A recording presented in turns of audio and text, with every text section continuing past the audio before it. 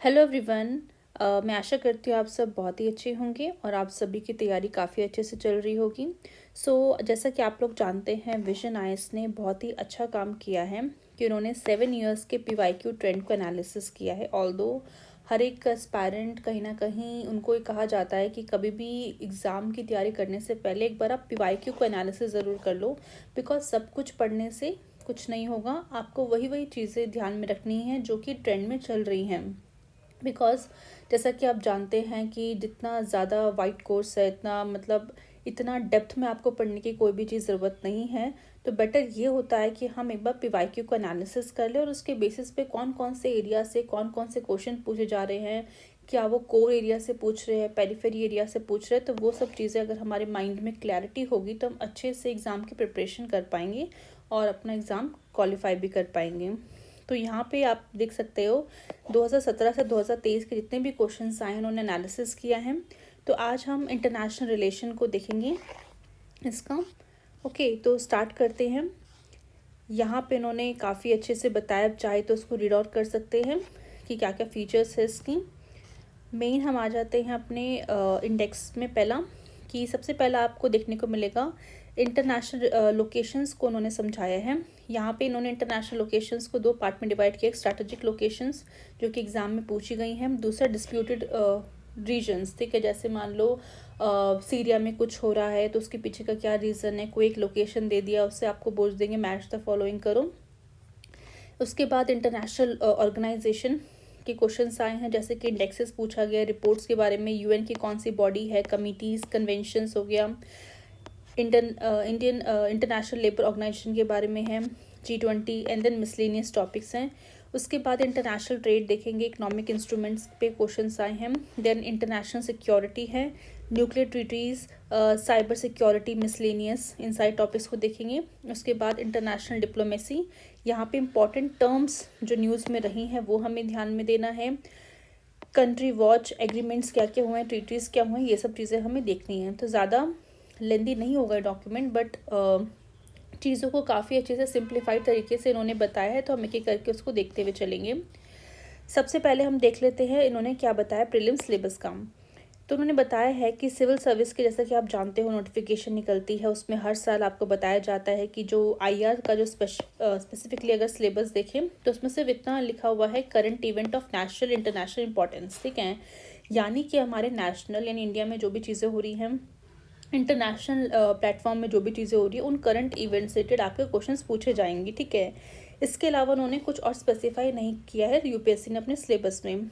But इससे अगर हम अनुमान लगाते हैं तो ये देखने को मिलता है कि नॉर्मली क्वेश्चंस हमारे किन किन एरियाज से निकल के आते हैं। इकोनॉमिक एंड वर्ल्ड ज्योग्राफी से भी पूछ लिए करते हैं कनेक्ट करके, रीजनल और मल्टीलेटरल इंस्टीट्यूशन से भी पूछा जाता है, डायस्पोरा की अंडरस्टैंडिंग होनी चाहिए।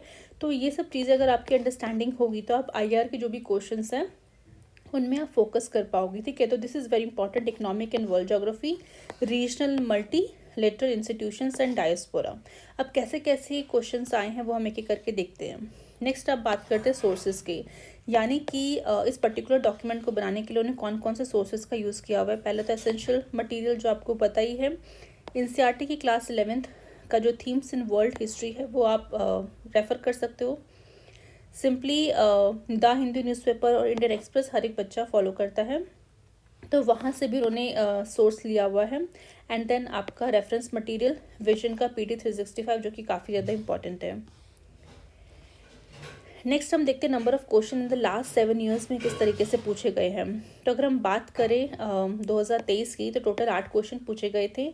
2022 में 13 क्वेश्चन आए, 21 में 1 क्वेश्चन पूछा गया, 20 में 5, 19 में भी 5, 2018 में 9 क्वेश्चन पूछे गए, 2017 में 7 क्वेश्चन पूछे गए। तो अगर हम इस नंबर ऑफ़ क्वेश्चंस को देखें तो इनिशियली आपको देखने को मिलेगा कि जो एवरेज क्वेश्चंस थे, अगर मैं यहाँ तक का देखूँ 2017 से 2021 तक का, तो average question is about like 5 to 6। ठीक है, इस तरह के क्वेश्चंस थे। बट 2021 में आपको देखने को मिलेगा थोड़ा सा एक्सेप्शन था कि सिर्फ एक ही क्वेश्चन पूछा गया। बट उसके बाद जो जंप देखने को मिला है क्वेश्चंस के नंबर्स में, वो काफ़ी ज़्यादा अनप्रडिक्टेबल था कि यूपीएससी आईआर से इतने ज़्यादा क्वेश्चंस कैसे पूछ गए।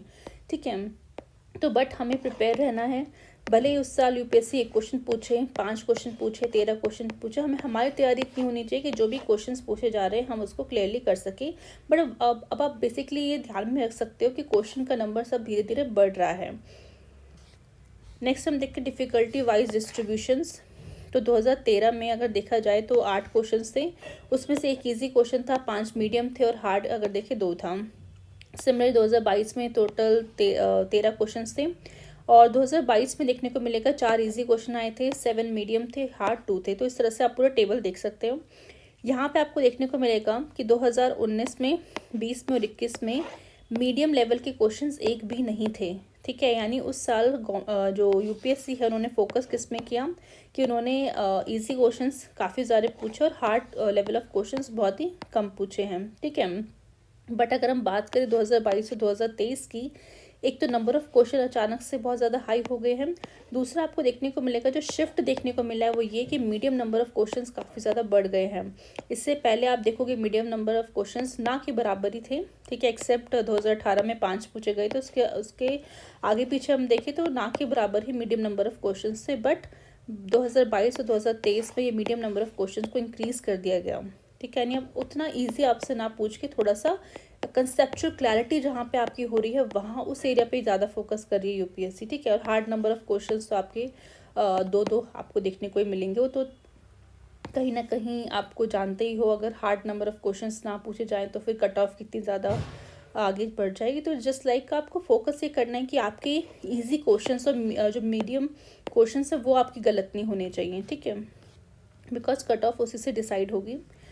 नेक्स्ट है डिफ़िकल्टी लेवल। अगर एनालिसिस अगर हम करें, on an average 25% of the questions are of difficult level. ठीक है, अगर हम देखें इस पूरे 2027 से लेके 2023 तक के पेपर को अगर हम एनालिसिस करते हैं तो 25% ऐसे क्वेश्चंस पूछे गए हैं जो कि डिफ़िकल्ट लेवल के थे और 37% ऐसे क्वेश्चन पूछे गए हैं जो कि ईजी लेवल के थे। अब यहाँ पे एडवाइस क्या है स्टूडेंट्स के लिए? पहला, आपको यह देखना पड़ेगा कि जो नंबर ऑफ़ इंटरनेशनल क्वेश्चंस हैं, इंटरनेशनल रिलेशन के जो क्वेश्चंस हैं प्रीलिम्स में वो काफ़ी ज़्यादा बढ़ रहे हैं। जैसा कि हमने अभी देखा ही है कि पहले कम कम पूछे जाते थे, अचानक से 2022 में 13 क्वेश्चन पूछ लिए, फिर 23 में 8 क्वेश्चन पूछ लिए, तो इट मीन्स इंक्रीज़ हो रहा है। नेक्स्ट है the variety and scope of question, यानी जो वैरायटीज़ ऑफ एरिया और जो स्कोप ऑफ क्वेश्चंस है वो भी आपको देखने को मिलेगा काफ़ी ज़्यादा कॉम्प्लेक्स होता जा रहा है। मतलब अब पहले के कंपैरिजन में अब जो क्वेश्चंस पूछे जा रहे हैं वो आपकी कंसेप्चुअल अंडरस्टैंडिंग को टेस्ट कर रहे हैं, कि आपके ऑब्जर्वेशन स्किल को टेस्ट कर रहे हैं, कि जो न्यूज़पेपर नॉर्मली पढ़ते होंगे उनको वो देख पा रहे होंगे कि कैसे कैसे कुछ कुछ चीज़ें न्यूज़ में आती हैं तो हेडलाइन फॉर्म में आती है। आपको उसको डिटेल में नहीं देखना है, बट एक हेडलाइन फॉर्म में आपको उसको अपने माइंड में रखना है कि हाँ, इस पर्टिकुलर एरिया में ये इंसर्जेंसी हुई है, इस पर्टिकुलर एरिया में ये रिवॉल्ट देखने को मिला है, यहाँ पे ये कूप हुआ है। तो आपको सिर्फ हेडिंग को ध्यान में रखना है। तो वो जो वैरायटी ऑफ क्वेश्चंस का स्कोप है वो कहीं ना कहीं कॉम्प्लेक्स यहाँ पे हो गए हैं। Where in the UPSC is not restricting to only asking the geographical aspect in this section but also the fundamental. ठीक है, यानी कि यूपीएससी जो है सिर्फ जोग्राफिकल एस्पेक्ट तक नहीं रुक गया है, वो कुछ फंडामेंटल चीज़ें जैसे कि ऑर्गेनाइजेशन का आपको पता होना चाहिए, कौन कौन से ऑर्गेनाइजेशन है, कितने मेंबर्स है, क्या इंडिया उसका पार्ट है या नहीं है, उनके हेडक्वार्टर्स कहाँ पे हैं, इंटरनेशनल समिट कहाँ कहाँ पे हो रही हैं, उनके क्या क्या बेसिकली इन्फॉर्मेशन वहाँ से हम क्या निकाल सकते हैं, इंडिया उस समिट का पार्ट है या नहीं, इवन द इकोनॉमिक रिलेशंस जो बन रहे हैं, कल्चर एस्पेक्ट जो हो रहे हैं, इन सब चीज़ों में भी आपको ध्यान रखना पड़ेगा कि ये एरियाज़ भी अब कहीं ना कहीं यूपीएससी का फेवरेट बन चुका है और यहाँ से क्वेश्चन सब आ रहे हैं। नेक्स्ट है the preparation has to be very wholesome and comprehensive. आपको करनी पड़ेगी, नो डाउट, कि आप अब ऊपर से नहीं पढ़ के जा सकते, आपको थोड़ा सा यहाँ पे कॉम्प्रिहेंसिव स्टडी करना पड़ेगा। एंड जहाँ पे आप देखोगे, आप प्रिपेयर करोगे कंट्रीज़ को, उनके various economic, geographical, culture concerns को भी देखोगे, यानी एक पर्टिकुलर कंट्री का इकोनॉमिक, जोग्राफिकल, कल्चर कंसर्न्स क्या है वो भी आपको ध्यान में रखने पड़ेंगे। Also the UPSC while asking IR question focus on recurrent themes. ठीक है, तो यानी यूपीएससी जब IR के क्वेश्चंस आज पूछती है तो फोकस किस पे करती है? रिकरेंट थीम्स में, जैसे कि यूनाइटेड नेशंस और उससे रिलेटेड बॉडीज़ हो गई, उसके जो भी इनिशिएटिव्स आ रहे हैं उन पे फोकस करेगी। इसके अलावा डिस्प्यूटेड एरियाज़ है, स्ट्रैटेजिक लोकेशंस है, जो कि न्यूज़ में खासकर है। देखो, ऐसे तो बहुत सी चीज़ें हैं, किसी ना किसी कंट्री में कुछ ना कुछ चल रही हैं, बट अगर वो न्यूज़ में आ रही है और इंडिया के साथ उसका कोई ना कोई कनेक्शन है, वो अभी हम देखेंगे कैसे आप एनालिसिस के थ्रू, तो वहाँ से वो चीज़ें ज़्यादा पूछी जा रही हैं। नेक्स्ट है, the question usually are source from the editorial. ठीक है, आप देखोगे कि किस तरह से विजन आयंस ने उन सबका सोर्स बताया कि एडिटोरियल जो है न्यूज़पेपर का वहाँ से पिकअप किया गया है। एंड वो जो एडिटोरियल्स में जो इशू है वो ऑनगोइंग इशूज़ है between the countries, related to the countries diaspora. ठीक है, जैसे मान लो इंडिया है, इंडिया के जो भी लोग हैं वो डिफरेंट डिफरेंट डायस्पोरा के फॉर्म में डिफरेंट डिफरेंट कंट्रीज़ में हैं, तो वहाँ पे किस तरीके से इंडिया का यहाँ पे डायस्पोरा वर्क कर रही है, उससे रिलेटेड कोई इशू आ रहा है। जैसे मान लो कनाडा में इंडिया के डायस्पोरा रहते हैं, तो वहाँ पे कनाडा और इंडिया के रिलेशन अभी कितने ज़्यादा वर्स्ट हो गए थे। तो इस तरीके से अगर कोई भी चीज़ न्यूज़ पे है तो यूपीएससी उन थीम्स को ज़्यादा से ज़्यादा पूछने की कोशिश कर रहा है। ठीक है, वो जानना चाह रहा है कि आप लोग सिर्फ ऐसा तो नहीं सिर्फ बुकिश नॉलेज पढ़ के जा रहे हो, आपको आप आसपास चीज़ें जो न्यूज़ में हो रही है उनको आप ध्यान नहीं दे रहे हो। तो इन एरियाज़ पर हमें फोकस करना है, as well as historical core issues जो कि हिस्टोरिकली इम्पॉर्टेंट है, उनको तो आपको बिल्कुल भी स्किप नहीं करना है, वो तो पढ़ना ही पढ़ना है। एंड ठीक है, so keep a check on that being associated with the countries and they lies with the nations. ठीक है, अब नोट ये है, in this document we have deliberately given newspaper sources to you, मतलब सारे के सारे न्यूज़पेपर के जो भी सोर्सेज थे उन्होंने दिए हैं, on how the current events have a bearing on international related question asked by the UPSC. ठीक है, अब हम देखते हैं, सबसे पहला हमारा जो इंडेक्स में हमने देखा था इंटरनेशनल लोकेशंस है, जिसमें हमने देखा 14 क्वेश्चन आ रखे हैं इंटरनेशनल लोकेशन के बेसिस पे, एंड उसमें से एक स्ट्रैटेजिक लोकेशन पूछा गया और एक 13 आपके डिस्प्यूटेड रीजन्स। तो यहाँ पे अगर हम बात करें सबसे पहले स्ट्रैटेजिक लोकेशन पे 2017 में एक क्वेश्चन आया था। ठीक है, एक क्वेश्चन जो पूछा गया था 2017 में, तो क्वेश्चन ये है, what is the importance of developing Chabahar port by India. जैसे कि हम जानते हैं चाबर पोर्ट इंडिया के द्वारा डेवलप किया जा रहा है, बहुत सारे रुकावटें इसमें आई हैं, यूएस ने सैंक्शंस लगाए, तो ये कहीं ना कहीं इस पर्टिकुलर थीम को ध्यान रखते हुए आपके लिए ये इशू काफ़ी ज़्यादा इंपॉर्टेंट हो जाता है। दैट्स वाई 2017 में आप देखने को मिलेगा यूपीएससी ने क्वेश्चन पूछ लिया। अब ये पूछा है कि क्या इंपॉर्टेंस है इंडिया के लिए चाबर पोर्ट को डेवलप करना। पहला बोला है इंडिया का trade with African country with enormously increase. ठीक है, सेकंड बोला इंडिया का रिलेशन जो है with oil producing Arab countries will be strengthened. Third पूछा India will not depend on Pakistan for access to Afghanistan and Central Asia. चौथा पूछा है Pakistan will facilitate and protect the installation of a gas pipeline between Iraq and India. तो यहाँ पे अगर आप देख पा रहे होंगे तो आप सिंपली एलिमिनेशन के थ्रू इस तक पहुँच सकते हैं। पहला एलिमिनेशन आप करेंगे फर्स्ट स्टेटमेंट को, क्यों? बिकॉज यहाँ पे बोला जा रहा है, देखो चाबर आप जानते हो कहाँ पे है, ईरान में है। ठीक है, अब ईरान और अफ्रीका के बीच में ऐसा कुछ रिलेशन तो आपको दिख नहीं रहा है, तो और साथ ही साथ इनॉर्मसली इंक्रीज बोला गया है। इनॉर्मसली इंक्रीज जो है कहीं ना कहीं एक्सट्रीम वर्ड है, तो इस एक्सट्रीम वर्ड को भी हम यहाँ पे इसके थ्रू भी एलिमिनेट कर सकते हैं। बाकी इंडिया का ट्रेड अगर हमें अफ्रीकन कंट्री के साथ ट्रेड करना है तो हमें चाबार की ज़रूरत नहीं है, हम तो डायरेक्टली हम करते हैं। ठीक है, इंडियन ओशन के थ्रू, तो इसके तहत हमारा फर्स्ट स्टेटमेंट गलत हो जाएगा। सेकंड बोला जा रहा है इंडिया का रिलेशन जो है ऑयल प्रोड्यूसिंग अरब कंट्री वो स्ट्रेंथन होगी। तो अगेन ये स्टेटमेंट काफ़ी वेग है because it does not give any precise benefit of construction and of Chabahar port, यानी अगर हम चाबा पोर्ट बना रहे हैं उसके लिए क्या बेनिफिट हो रहा है ये कुछ ऐसा प्रिसाइसली बता नहीं रहा है, तो इस स्टेटमेंट को भी हम गलत मानेंगे। नेक्स्ट यहाँ पे देखने को मिलेगा सी कि India will not depend on Pakistan, क्योंकि मेन इशू यही था ना कि अगर इंडिया को अगर ट्रेड करना है सेंट्रल एशिया के साथ, ऊपर अफगानिस्तान के साथ, तो हमें पाकिस्तान के थ्रू करना पड़ रहा था। और यही सबसे बड़ा चैलेंज था कि पाकिस्तान कभी भी वॉर सिचुएशन होती थी वो अपना एक्सेस ही नहीं देता था, तो ये कंडीशन हमें लग रही है सही। फोर्थ भी एक बार देख लेते हैं कि Pakistan will facilitate and protect the installation of a gas pipeline between Iraq and India. तो again this is a very vague statement that कि पाकिस्तान जैसा कि हम जानते हैं वो पेरिनियल एनिमी स्टेट की तरह काम करता है, और वो क्यों बेसिकली मतलब कंस्ट्रक्ट करेगा गैस पाइपलाइन जो कि इन्हेंस करने में मजबूर करेगी इंडिया के एनर्जी सिक्योरिटी को। ठीक है, तो ऐसा पाकिस्तान कर ही नहीं सकता। ठीक है, तो उस बेसिस पे अगर देखें तो हमारा ऑप्शन क्या हो जाएगा सी। तो आंसर हमारा क्या है सी।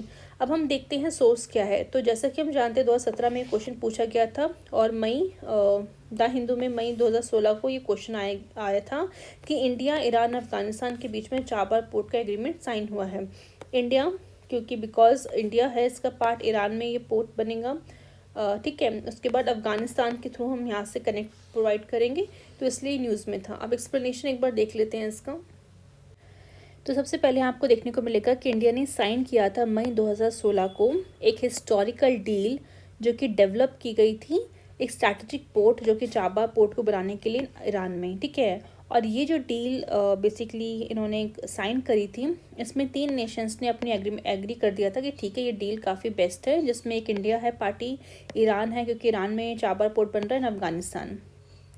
और ये पैक्ट जो है कहीं ना कहीं बिल्ड करेगा ट्रांसपोर्ट एंड ट्रेड कॉरिडोर, मतलब एक ऐसा कॉरिडोर जहाँ से आप देखोगे ट्रांसपोर्ट भी हो रहा है, ट्रेड भी वहाँ साथ साथ चल रहा है थ्रू द अफगानिस्तान। एंड इस तरीके से ये जो पर्टिकुलर कह सकते हैं ये जो डील हुई है, इससे इम्पॉर्टेंट ये होगा कि जो ट्रेड है, जो पहले काफ़ी लॉन्ग रूट से आता था, टाइम बहुत लगता था, वो टाइम कहीं ना कहीं हाफ हो जाएगा। कॉस्ट ऑफ डूइंग बिजनेस यहाँ पे हाफ हो जाएगी with the Central Asian Europe. यानी अगर आप इस मैप में भी देखो, ये इंडिया है हमारा प्यारा भारत, और ये आपका ईरान है, ये अफ़गानिस्तान है, पाकिस्तान है। तो पहले अगर मुझे इंडिया को अफ़गानिस्तान से ट्रेड करना पड़ता तो पाकिस्तान के थ्रू जाना पड़ता था, बट यहाँ पे काफ़ी ज़्यादा प्रॉब्लम्स थी।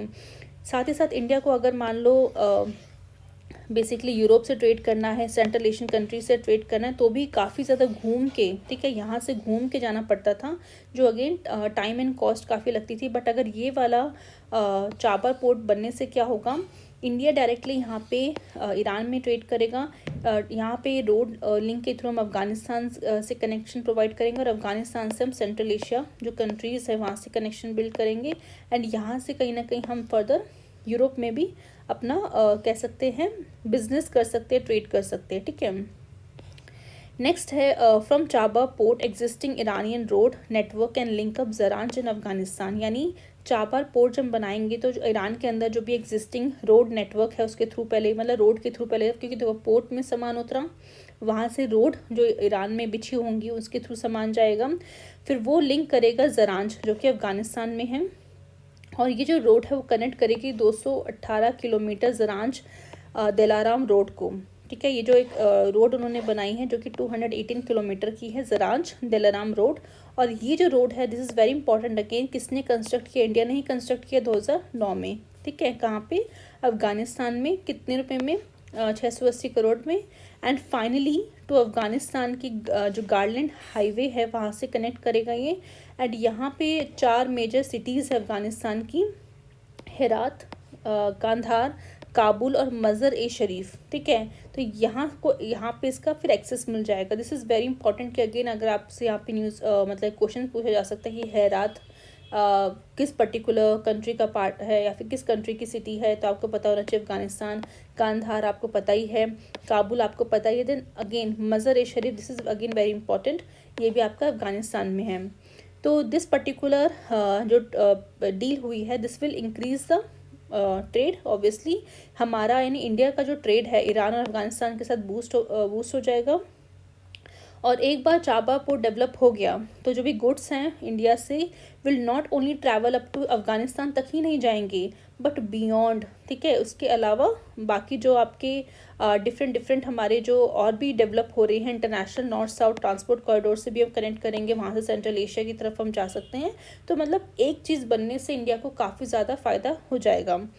The road link, railway and port development project once implemented will change the way India, Afghanistan and Iran do business, ठीक है। तो एक बार ये रोड लिंक, रेलवे, पोर्ट वगैरह जो भी डेवलपमेंट एक बार हो जाए तो इससे इंडिया का जो ट्रेड है ईरान अफगानिस्तान के साथ काफ़ी अच्छा हो जाएगा। तो बस इसी का ही वेट हो रहा है।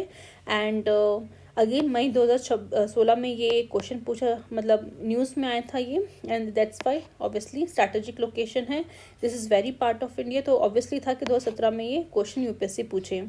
तो आई होप आपको क्लियर हो गया होगा।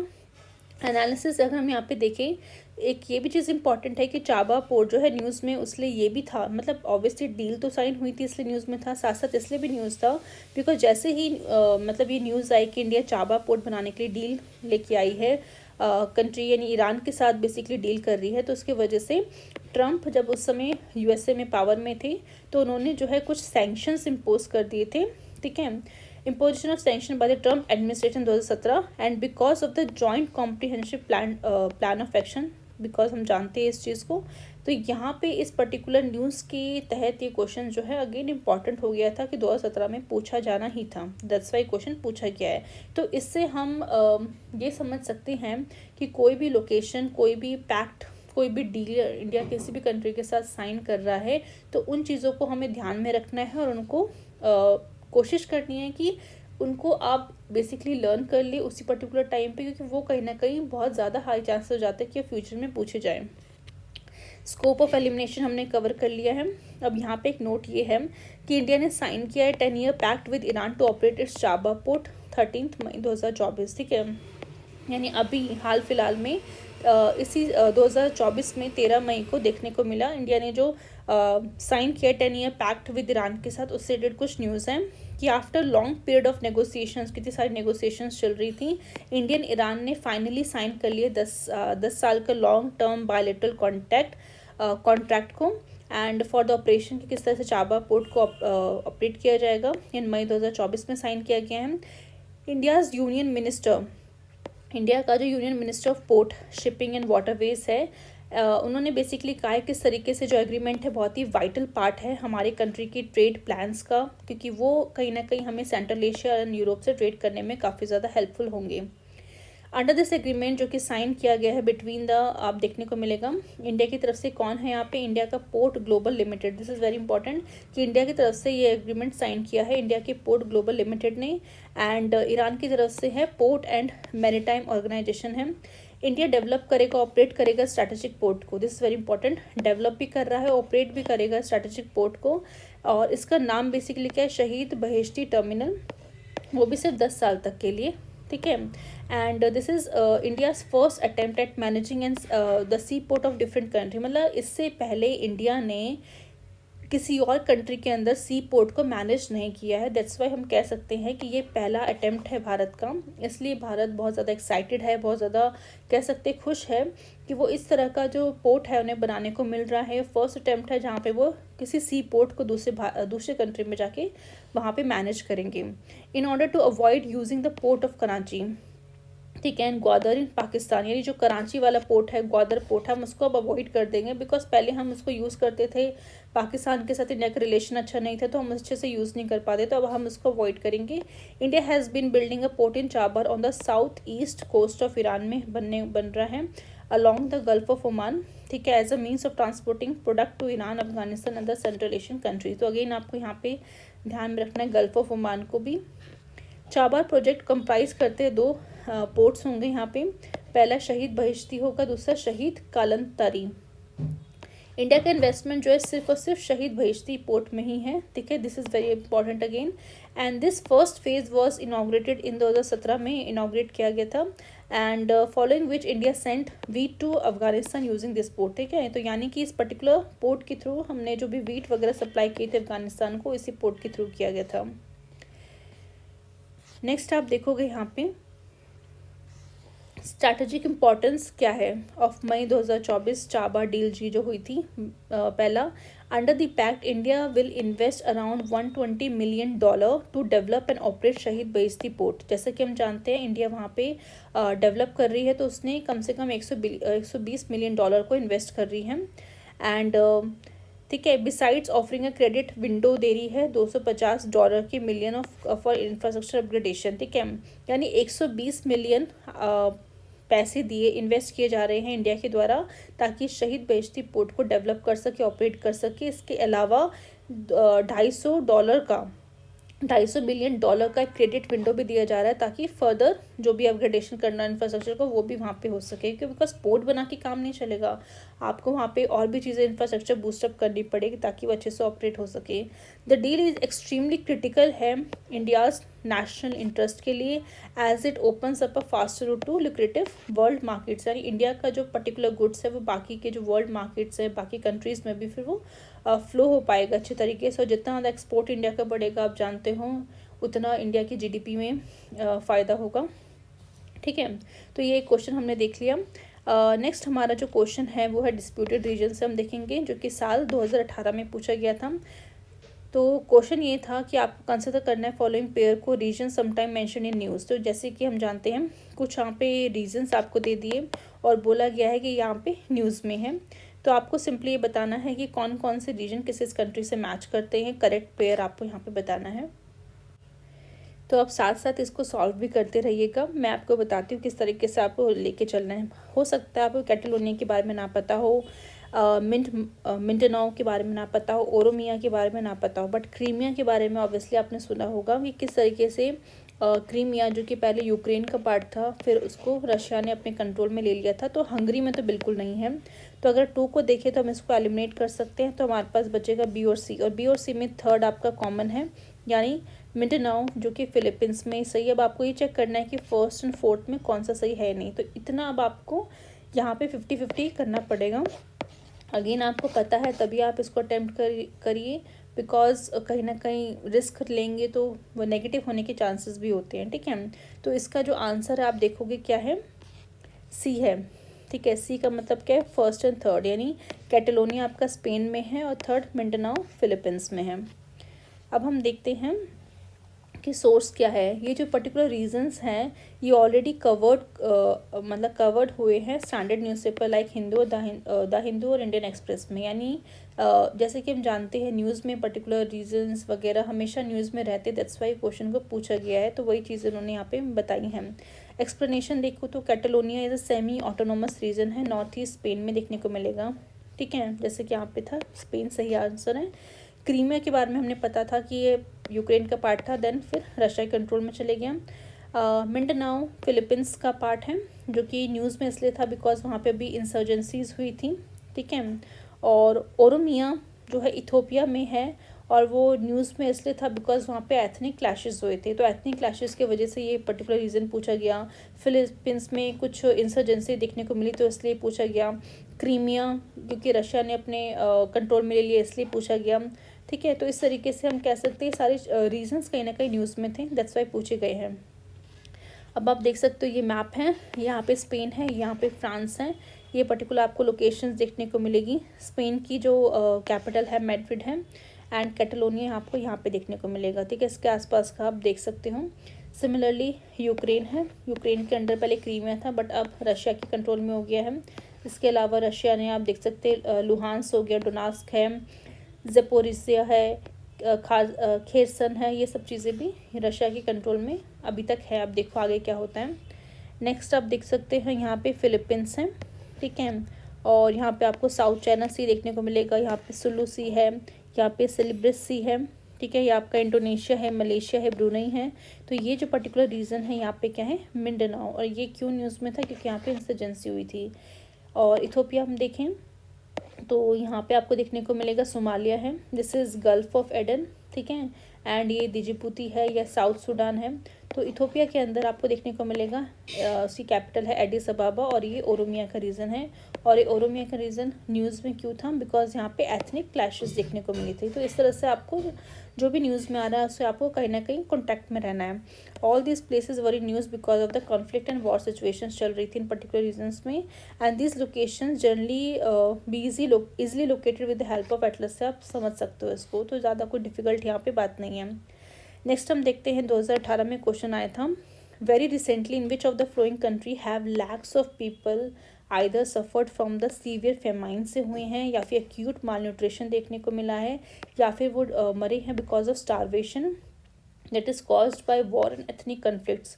तो ये 4 रीजन्स आपको दे रखे हैं, अब आपको बताना है। पहला है अंगोला, जाम्बिया, दूसरा है मोरक्को एंड टूनिशिया, नेक्स्ट है Venezuela, Colombia, Yemen and South Sudan. तो अगर आप थोड़ा बहुत न्यूज़ देखते हो तो थोड़ा सा आप यहाँ पे रिलेट कर सकते हो कि इन सभी रीजन्स में भी कुछ ना कुछ चलता है, बट थोड़ा सा अगर आपका माइंड का वो होता नहीं इंस्टिंक्ट अगर बोले कि नहीं साउथ सूडान आपने ज़्यादा सुना है, तो उस बेसिस पे अगर आप जाओ तो ये ऑप्शन फिर आप करेक्ट कर सकते हो डी। बट अगेन वही है कि हमारे माइंड में जिस पर्टिकुलर टाइम पे हम एग्ज़ाम में होते हैं, हमें लगता है कि नहीं नहीं यार साउथ सूडान तो चलो मैंने सुना है, बट हो सकता है कि ट्यूनिशिया में भी कुछ हो गया हो। मतलब दिस काइंड ऑफ कह सकते हैं मल्टीपल थॉट्स हमारे माइंड में आ रहे होते हैं। तो बहुत इंपॉर्टेंट है कि इन क्वेश्चंस में क्लैरिटी का होना, बिकॉज अगर क्लैरिटी नहीं होगी तो यहाँ पे नेगेटिव होने के चांसेस ज़्यादा हैं। तो अगेन आप इसमें ज़्यादा कुछ एलिमिनेशन की टेक्निक यहाँ पे काम नहीं कर सकते, बिकॉज ये फैक्चुअल चीज़ें हैं। तो इस हिसाब से हम देखोगे डी आपका आंसर है। सोर्स अगर देखें तो ये फेब्रवरी, देखो ये क्वेश्चन कब पूछा गया 2018 में, और फेब्रवरी 24 2017 में क्वेश्चन पूछा मतलब न्यूज़ में आया था, न्यूज़पेपर में हेडलाइन थी why 20 million people are on brink of famine. और नेशन जो फेस कर रहा है फेमाइन वो यहाँ पे साउथ सूडान है, नाइजीरिया है, सोमालिया है, येमेन है, आर आइदर इन वॉर और recovering from decades of conflict. ठीक है, तो इन चीज़ों से हम यहाँ पे देख सकते हैं कि न्यूज़ में थे। तो यहाँ पे जो हमारा ऑप्शन डी है साउथ सूडान और येमेन, जो कि यहाँ पे हेडलाइन में भी था, जिससे आप करेक्ट कर सकते थे। नेक्स्ट हम देखते हैं यह एक्सप्लेनेशन इसका। तो Yemen is now on the brink of world largest famine. ठीक है, वर्ल्ड का लार्जेस्ट फेमाइन देखने को मिला है यहाँ पे। अकॉर्डिंग टू यूएन का देखें तो ऑलरेडी 17 मिलियन पीपल जो है डिपेंडेंट ऑन एक्सटर्नल एड पे डिपेंडेंट है, बिकॉज इतनी ज़्यादा फेमाइन भूखमरी हो गई है कि कुछ उपज है ही नहीं वहाँ पे।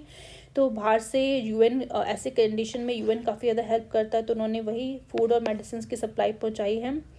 While the country is fighting a massive cholera outbreak, और साथ साथ कंट्री ऑलरेडी कोलेरा आउटब्रेक को झेल रही है, उसके बाद फेमाइन की सिचुएशन भी आ गई। तो आप सोच सकते हो कितना ज़्यादा प्रॉब्लमेटिक सिचुएशन यमन में देखने को मिल रहा होगा लोगों को। ठीक है, नेक्स्ट है the breakdown of government services. ठीक है, and lack of drinking water, मतलब गवर्नमेंट की सर्विसेज भी कहीं ना कहीं ब्रेक डाउन हो गई है, पीने के लिए पानी नहीं मिल रहा है, हेल्थ सेक्टर काफ़ी ज़्यादा क्रम्बल कर चुका है। बिसाइड्स इसके द्वारा आपको सिविल वॉर देखने को मिल रहा है, एरियल बम्बार्डमेंट वहाँ पे येमेन में चलती जा रही है, fast turning Yemen into a failed state में कहीं ना कहीं कन्वर्ट होता जा रहा है, and a breeding ground of for extremist group. यानी इस तरह से अगर मान लो कोई भी कंट्री जहाँ पे ऑलरेडी उनका हेल्थ सेक्टर ख़राब हो, पीने के लिए पानी नहीं हो, सरकार अच्छे से चल नहीं रही है, कॉन्स्टेंटली सिविल वॉर पे सिविल वॉर हो रही है, लड़ाई झगड़ा हो रहा है, तो ऐसे टाइम पे जो एक्सट्रीमिस्ट ग्रुप है उनके लिए तो ब्रीडिंग ग्राउंड बन जाता है कि भाई अब इस कंट्री में जाओ और अपना जो भी करना है करो। तो जैसे कि अलकायदा है अरेबियन पेनिसुला में, वो यहाँ पे कहीं ना कहीं एक्सट्रीमिस्ट ग्रुप यहाँ पे की तरह काम कर रही हैं। 1 year after the South Sudan briefly declared a famine. अब हम साउथ सूडान की हिस्ट्री देखें तो वहाँ पे भी अभी फेमाइन देखने को मिला, मतलब इस पर्टिकुलर टाइम पे जब ये न्यूज़ में था 2017 में। More than half of the people in the world's youngest nation face extremist hunger amid civil war. तो यानी आपको देखने को मिलेगा साउथ सूडान यहाँ पे यूएन में बेसिकली यूएन का रिसेंटली पार्ट बना था, दैट्स वाई यहाँ पे बोला जा रहा है world's youngest nation. Because youngest क्यों, बिकॉज रिसेंटली वो यूएन में यूएन का जो बॉडी है वहाँ पे वो जुड़ा हुआ है। तो अगेन यहाँ पे बोला जा रहा है किस तरीके से more than half of the people, ठीक है, in the world youngest nation में वो फेस कर रहे हैं extreme hunger amid civil war. मतलब सिविल वॉर के दौरान उनको इतना ज़्यादा हंगर फेस करना पड़ रहा है। A new report by the UN and the South Sudan government says more than 6 million people are at threat without aid up and up 40% from a year ago. ठीक है, तो किस तरीके से मतलब अगेन यहाँ पे देखने को मिल रहा है कि 6 मिलियन पीपल्स जो है कहीं ना कहीं इस पर्टिकुलर थ्रेट में फेस कर रहे हैं और उनको कोई हेल्प नहीं मिल रही है। तो अगेन इस कंडीशंस के थ्रू हम कह सकते हैं सब चीज़ें न्यूज़ में थी, एंड दैट्स वाई क्वेश्चंस को यहाँ पे पूछा गया। नेक्स्ट हम देखते हैं 2018 में एक और डिस्प्यूटेड रीजन पूछा गया था। पहला है consider the flowing pair town sometimes mention in news in country. तो यहाँ पे आपको देखने को मिलेगा ये टाउन्स हैं और यहाँ पे कंट्री के नाम दिए गए हैं। Aleppo Syria, Kirkuk Yemen, Mosul Palestine, Mazar Sharif Afghanistan. अगर अभी आपको ध्यान हो, अभी हमें मज़र शरीफ देखा था, तो इसके हिसाब से अफ़गानिस्तान तो सही हो जाएगा, यानी ऑप्शन आपका बी और डी में से कोई होगा। ए और सी आपको एलिमिनेट कर दो। अब आपको ये देखना है 1 और 3 में से कौन सा सही है। अभी आपने रिसेंटली देखा होगा किस तरीके से सीरिया में जो बशर असद की सरकार थी वो गिर गई है, और वहाँ पे एलेप्पो काफ़ी ज़्यादा, अभी के टाइम पे एलेप्पो काफ़ी ज़्यादा न्यूज़ में है। तो वहाँ पे आप इसको समझ सकते हो। बट उस समय 2018 में मैं समझ सकती हूँ, उस समय बहुत डिफ़िकल्ट होगा पता करना कि कौन सा क्या है। तो इस कंडीशन में हम देख सकते हैं, तो आंसर इसका क्या हो जाएगा, बी, दैट इज़ 1 और 4। ठीक है। तो आज अगर क्वेश्चन ये आता तो आप इजीली कर लेते। ठीक है, उस समय हो सकता है थोड़ा सा डिफ़िकल्ट हो पहचानना। एंड सोर्सेस की बात करें तो हिंदू में ये सोर्सेस थे कि रशिया ने किस तरीके से रीबिल्ड किया है एलेप्पो को, क्योंकि उस समय क्या था, वहाँ पे बशर अल असद की सरकार थी और रशिया कहीं ना कहीं सीरिया में जो उसकी सरकार है उसको सपोर्ट करती थी। दैट्स वाई वहाँ पे जो एलेप्पो नाम की जो सिटी है उसको रीबिल्ड करने के लिए रशिया काफ़ी ज़्यादा हेल्प कर रहा था, इसलिए एलेप्पो न्यूज़ में था। लेसन फॉर किरकुक, तो किस तरीके से टेंशंस हो रहे थे between the Baghdad and Kurd, and it could undermine the fight again the Islamic State, तो इसलिए किरकुक जो है न्यूज़ में था।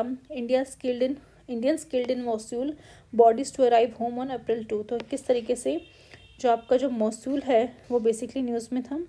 एंड यहाँ पे आपको देखने को मिलेगा कि हाँ, कि बेसिकली ये जो आपका किरकुक रीजन है और जो मसूल रीजन है, यहाँ पे इन्होंने दे रखा है किरकुक कहाँ पे, यमन में, और मसूल पैलेस्टीन में है।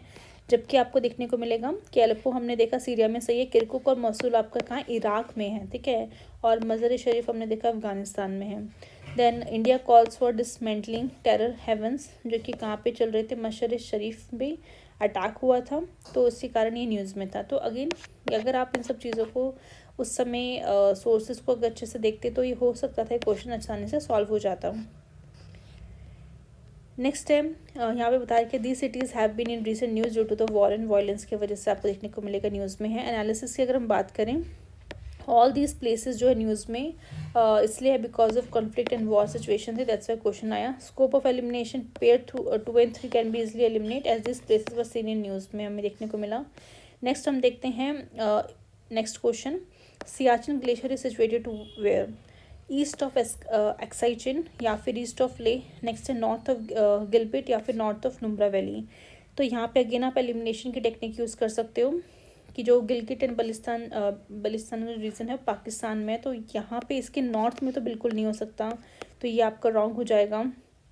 ठीक है, नेक्स्ट आपका अगर हम बात करें ईस्ट ऑफ एक्साई चिन की, तो यहाँ पे देखने को मिलेगा जो एक्साई चिन है वो आपका जो है चाइनीज़ के कंट्रोल में है। So the area east of Aksai Chin will be further deep होगा inside the China, this is far away from the Indians control, तो दैट्स वाई ये हो नहीं सकता।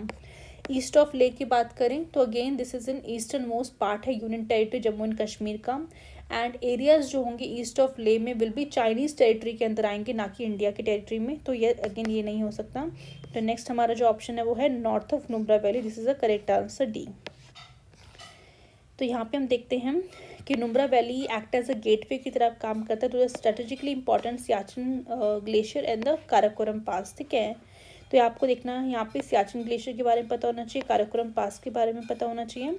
And the Karakoram pass in the north west side connect करता है valley को with शिनजांग से, जो कि चाइना का पार्ट है। And the area was once part of ancient Himalayan trade. ठीक है, और ये जो पर्टिकुलर एरिया है वो उससे पहले एंशियंट हिमालय ट्रेड रूट जो था उसका पार्ट था, सिल्क रूट जैसे कि हम जानते हैं, दैट कनेक्टेड चाइना को मिडिल ईस्ट से कनेक्ट करता था, दैट्स वाई ऑप्शन डी हमारा करेक्ट आंसर है। Nubra river, obviously Nubra valley में आपको रिवर दिखनी पड़ेगी जिसका नाम भी नुब्रा रिवर के नाम से है, एंड दिस नुब्रा रिवर जो है नुब्रा वैली ऑफ लद्दाख में आपको देखने को मिलेगी। एंड ये ट्रिब्यूटरी है किसकी, श्योक रिवर की, जो कि ऑब्वियसली पार्ट है इंडस रिवर सिस्टम का। तो इंडस रिवर सिस्टम का जो पार्ट है श्योक रिवर, उसकी ये ट्रिब्यूटरी है, एंड ये ओरिजिनेट होती है सियाचिन ग्लेशियर से, ये पर्टिकुलर रिवर सियाचिन ग्लेशियर से ओरिजिनेट होती है, एंड ये second longest non polar glacier है हमारे वर्ल्ड का, यानी जो हमारा सियाचिन ग्लेशियर है उसको नॉन पोलर जो ग्लेशियर्स है, यानी पोलर ग्लेशियर्स तो आपको पता ही आर्कटिक है, अंटार्कटिक है, नॉन पोलर में भी देखो जो फर्स्ट नंबर पे जो लॉन्गेस्ट नॉन पोलर ग्लेशियर वो हमारे हिमालय, और सेकेंड नंबर पे कौन है, हमारे सियाचिन ग्लेशियर। ठीक है, नेक्स्ट है सियाचिन ग्लेशियर जो है न्यूज़ में क्यों थे, बिकॉज ऑफ गलवान क्राइसिस जो कि जून 2020 में था, जैसे कि हमने देखा, दैट्स वाई 2020 में क्वेश्चन पूछा गया। तो अगेन आप यहाँ पे नोटिस कर पा रहे होंगे कि जो भी क्वेश्चंस पूछे जा रहे हैं वो इससे पहले यानी प्रीवियस ईयर पहले वो कहीं ना कहीं न्यूज़ में बने रहे थे, दैट्स वाई वो क्वेश्चन पूछे जा रहे हैं। तो अगर हम न्यूज़पेपर को अच्छे से एनालाइज करें, डे टू डे जो भी लोकेशंस आ रही हैं, जो भी ऐसे स्ट्रैटेजिक इंपॉर्टेंट वाले कुछ ऐसी चीज़ें आ रही हैं, तो उनको हमें बस ध्यान में रखना है, ठीक है। देन स्कोप ऑफ एलिमिनेशन हमने देख लिया है। एडिशनल इन्फॉर्मेशन देखते हैं। तो यहाँ पे सियाचिन डिस्प्यूट देखने को मिला था between India and Pakistan glacier fight. Background अगर देखें तो सियाचिन ग्लेशियर जो है 20,000 फीट की हाइट पे है इन द काराकोरम माउंटेन पे, ठीक है। It is known as the highest militarize zone है इन द वर्ल्ड में, यानी पूरे अगर हम देखें वर्ल्ड में तो हाईएस्ट लेवल पे एक मिलिटराइज जोन आपको यहाँ पे देखने को मिलेगा, where soldiers have to battle frost fight and high winds. Obviously आप इतने हाई पीक पे यानी मान लो 2000 फीट की हाइट है, वहाँ पे आपने मिलिट्री को रख रखा है, तो ऑब्वियसली बहुत डिफ़िकल्ट है मिलिट्री का वहाँ पे रहना, बिकॉज बहुत ज़्यादा तेज़ हवाएं चलती है एंड इतना ज़्यादा कहीं ना कहीं प्रेशर होता है कि मतलब बहुत ज़्यादा हार्श कंडीशन हम कह सकते हैं फेस करनी पड़ती है सोल्जर्स को। यहाँ पे एक ऑपरेशन मेघदूत चलाया गया था। इंडियन आर्मी ने स्टैब्लिश किया full control over the glacier on April 13, 1984 में, यानी ऑपरेशन मेघदूत के समय इंडियन आर्मी ने अप्रैल 13, 1984 को पूरा का पूरा कंट्रोल जो है ग्लेशियर पे स्टैब्लिश कर लिया था। अगर ऐसा नहीं करते तो कहीं ना कहीं पाकिस्तान के आज पास होता है, बट बहुत अच्छा है कि हम टाइम से वहाँ पे पहुँच गए। At the heart of the problem is the interpretation of the 1949 Karachi and 1972 Shimla agreement by both the side. During both these negotiations जो चली थी, इंडिया एंड पाकिस्तान डिमार्केट कर दिया उन्होंने अपने बॉर्डर्स को only up to the map coordinate point NJ9842। This is very important point, आपको पता होना चाहिए।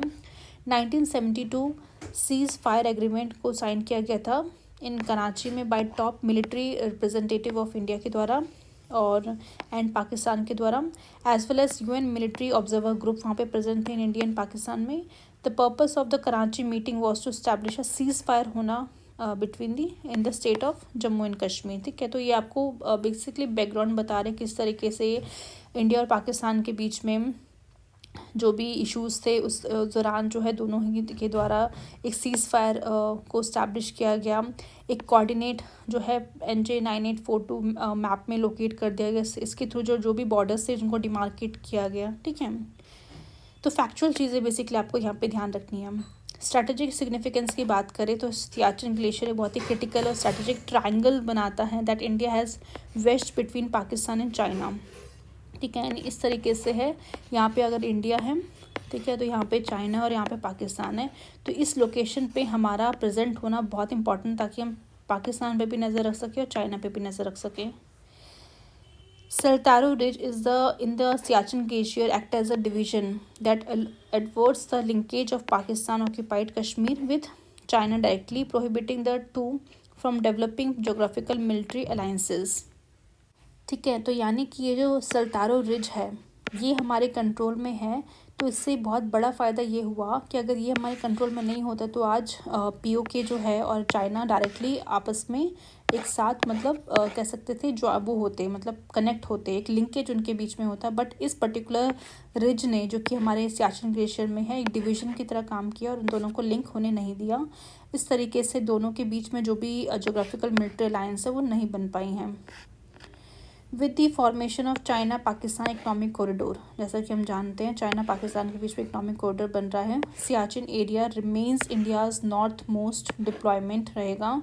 With the construction of this CPEC parts of which also pass through Ladakh, से भी कुछ इसका CPEC का रास्ता गुजर रहा है। Defending Ladakh has been the critical for India, ठीक है। तो क्योंकि देखो एक तरफ आपका चाइना है, दूसरी तरफ पाकिस्तान है और यहाँ पे आपको इंडिया देखने को मिलेगा, तो जो CPEC का रास्ता है वो उस तरीके से वो ड्रॉ हो रहा है कि वो लद्दाख में भी कहीं ना कहीं इसको देखने को मिलेगा और इसलिए इंडिया इसको डिफेंड कर रहा है कि हम इसको यहाँ से पास होने नहीं देंगे। Thus in Siachen the Indian army deployment काफ़ी क्रूशियल है कि भले ही बहुत ही ज़्यादा हाइट पे होने के बावजूद भी हम अपने सोल्जर्स को वहाँ से रिमूव नहीं कर सकते, बिकॉज जैसे ही हमने सोल्जर्स को वहाँ पे रिमूव किया तो इस सल्तारो रिज में जो डिवीज़न है लिंकेजेस है फर्दर वो कहीं ना कहीं कनेक्ट हो जाएगी, उनके बीच में मिलिट्री अलायंस बन जाएगी जो कि इंडिया के लिए काफ़ी ज़्यादा हार्मफुल हो सकता है। तो कह सकते हैं कि बहुत इम्पॉर्टेंट है हमारे सोल्जर्स का यहाँ बने रहना और इस पर्टिकुलर एरिया को बेसिकली वॉच करना कि किस तरीके से हम यहाँ पे अपनी कंट्री को सेव कर सकते हैं। रिसेंट अपडेट अगर देखें सियाचिन ग्लेशियर का, तो जून अगस्त 2023 में mark the sapphire jubilee and 65 years की मार्क किया गया है। It is very important event in the history of exploration of Siachen glacier. In June 1958 में वीके रायना, जो कि टॉप इंडियन जियोलॉजिस्ट है, उन्होंने बेसिकली फर्स्ट जियोलॉजिकल सर्वे किया इंडिया का किया expedition to the Siachen glacier. This event is of historical and geostrategically significance रखता है as it puts to rest all the myth to the effect that Pakistan was in control of glacier since the beginning. ठीक है, तो माने तो यहाँ पे simply ये बता रहा है कि वीके रैना, जो कि इंडिया का टॉप जियोलॉजिस्ट है, उन्होंने बेसिकली सियाचिन ग्लेशियर पे जोग्राफिकल सर्वे करने के बाद ये कहीं ना कहीं ये बता दिया है कि जो भी मिथ्स है कि पाकिस्तानी कंट्रोल में, ऐसा कुछ नहीं है, सिर्फ इंडिया का ही पार्ट है। 1958 में देखने को मिलेगा it was an important year for geologist all over the world के लिए, बहुत इंपॉर्टेंट था as it was celebrated as the international geographical geophysical year मना रहे थे। To commemorate this event various activity को देखा गया, प्लान किया गया बाय डिफरेंट जियोलॉजिकल इंस्टीट्यूट जो भी थे ऑल ओवर द इंडिया, उन सब ने कुछ ना कुछ एक्टिविटीज़ प्लान करी। While some institutes planned research trips to Arctic circle, कि हम कुछ जियोलॉजिस्ट ने कहा, कुछ इंस्टीट्यूशंस ने कहा कि हम चलो ऐसा करते हैं आर्कटिक सर्कल पे चलते हैं, कुछ ने अंटार्कटिक पे चलते हैं। The Geological Survey of India, with its limited resources, proposed to conduct a study of the Himalayan glacier system कि उन्होंने study करी, which included snout monitoring of the glacier in the Sikkim Himalayas, Kumaon Himalayas, as well as the Kashmir Himalayas. The responsibility of snout serving 5 glacier in the Ladakh region was given to the Mr. Raina को दे दी गई थी, जैसे कि हम जानते हैं। And these were the Siachen and Mamotstong, Chong Kumdon और किचिक कुमदान and अक्षताश glaciers. तो इन चीज़ों के ऊपर उन्होंने काफ़ी अच्छी स्टडी करी। What does 5Q13105O84 stands for? This is a number assign to the Siachen glacier को by the geological survey of India के द्वारा नंबर असाइन किया गया है। तो अगर ये नंबर अगर पूछे तो आपको ध्यान में रखना है। Note, similar such number code is grid reference point NJ9842 आपको देखने को मिलेगा। And it is the last mutually demarcated point है। दिस इज़ अ मतलब लास्ट ऐसा पॉइंट है जो कि म्यूचुअली डिमार्केट किया है, नहीं इंडिया और अफगानिस्तान ने दोनों ने सहमति बनाई है कि हाँ ये पर्टिकुलर पॉइंट है जहाँ से हम दोनों के जो भी एरियाज़ हैं वो डिमार्केट किए जाएंगे as per the Karachi ceasefire agreement जो कि 1949 पे हुआ था। Also the point where the line of control of Shimla agreement end होती है यहाँ पे। ठीक है, तो ये आप देख सकते हो ब्यूटीफुल हमारे हिमालयाज़ है।